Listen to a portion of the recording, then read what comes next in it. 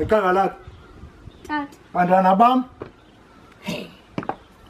Soze ndimxolele umalayika. Soze ndimxolele umalayika bantwana bam. Malayika soze ndimxolele. Ude andivimbe ukutya komngcwabo. Umalayika akandixelele nobubhujela. Mhlawumbe ekhaya kwabhubha umntu umalayika akazuza. Ubuzile akaphakelwa. Soze ndimxolele umalayika bantwana bam. Tu! Mhlolobovu. Ndakuxelela. Hayi, intloni tata. Siyamakha umntu. Into enza ntoni? Ude ubebezele uvuzince ngenxa yokutya komngcwabo. Ootata esinabo qhaga lakhe abanaxolo. Ngangayi. Nginganikwazi ukutya komngcwabo.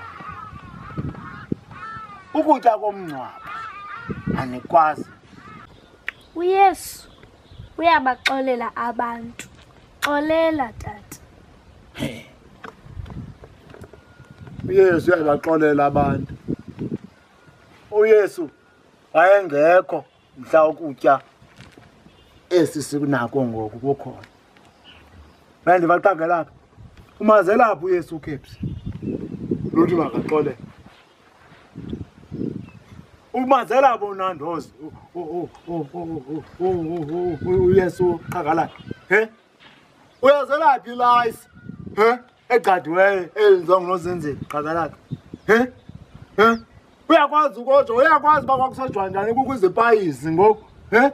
Ukutya komngcwabo kuba semdleni manje. Ubona mebala ebomvu etyheli ufike okunye kuluhlaza kwenye icala okunye kunamatapile agadiweyo. Uthi ngoku mandixolele loo nto umalayika nizomxolela qha mna. Nizomxolela mna. Tu! Nina nizazi izinto nina. Ohamba ukutya komngcwabo. Yimo ukutya komngcwabo ngo?